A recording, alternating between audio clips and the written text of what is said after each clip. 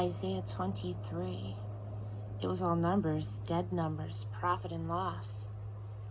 Wail, ships of Tarshish, your strong seaports all in ruins. When the ships returned from Cyprus, they saw the destruction.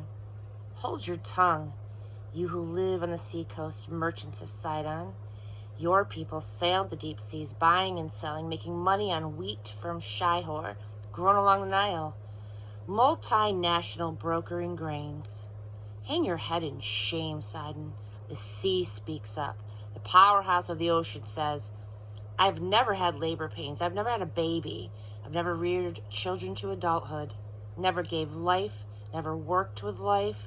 It was all numbers, dead numbers, profit and loss. When Egypt gets a report on Tyre, what wailing, what wringing of hands. Nothing left here to be proud of.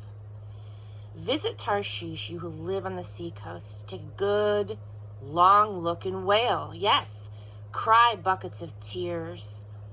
Is this the city you remember as energetic and alive, bustling with activity, this historic old city, expanding throughout the globe, buying and selling all over the world?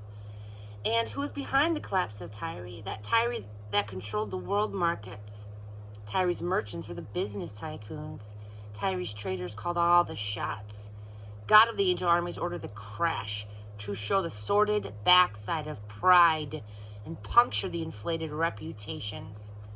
Sail for home, O ships of Tarshish. There are no docks left in this harbor. God reached out to the sea and sea traders, threw the sea kingdoms into turmoil. God ordered the destruction of the seacoast cities, the centers of commerce. God said, there's nothing left here to be proud of. Bankrupt and bereft Sidon. Do you want to make a new start in Cyprus?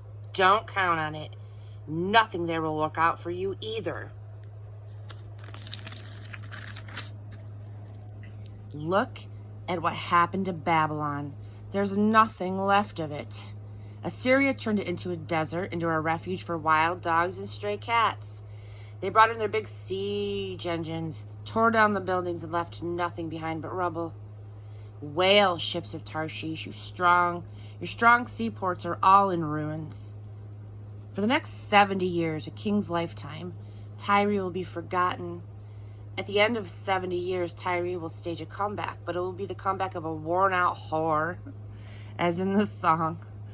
Take a harp, circle the city, unremembered whore. Sing your old songs, your many old songs. Maybe someone will remember. At the end of 70 years, God will look in on Tyre. She'll go back to her old whoring trade, selling herself to the highest bidder, doing anything with anyone, promiscuous with all the kingdoms of earth, but for a fee. But everything that she gets, all of the money that she takes in, will be turned over to God. It will not be put in the banks. Her profits will be put to the use of God-aware, God-serving people, providing plenty of food and the best of clothing.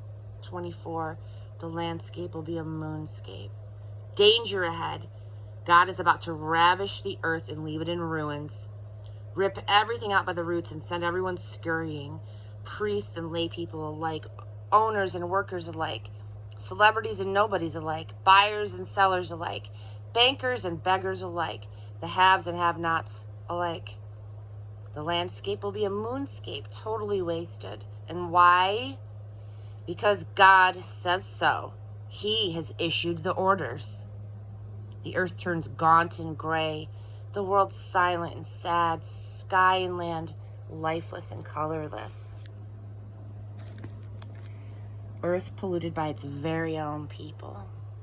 Earth is polluted by its very own people who have broken its laws, disrupted its order, violated its sacred and eternal covenant. Therefore, a curse like a cancer ravages the earth. Its people pay the price of their sacrilege. They dwindle away, dying out one by one. No more wine, no more vineyards, no more songs or singers. The laughter of Cassidans is gone. The shouts of celebrants gone. The laughter of fiddles is gone. No more parties with toasts of champagne. Serious drinkers gag on their drinks. The chaotic cities are unlivable. Anarchy reigns. Every house is boarded up and condemned. People riot in the streets for wine, but the good times are gone forever. No more joy for this old world. The city is dead and deserted, bulldozed into piles of rubble. That's the way it will be on this earth. This is the fate of all the nations. An olive tree shaken clean of its olives, a grapevine picked clean of its grapes. But there are some who will break into glad song. Out of the west, they will shout of God's majesty. Yes, from the east, God's glory will ascend. Every island of the sea will broadcast God's fame, the fame of the God of Israel. From the four winds and the seven seas, we hear the singing, all praise to the righteous one. But I said, that's all well and good for somebody, but all that I can see is doom, doom, and more doom.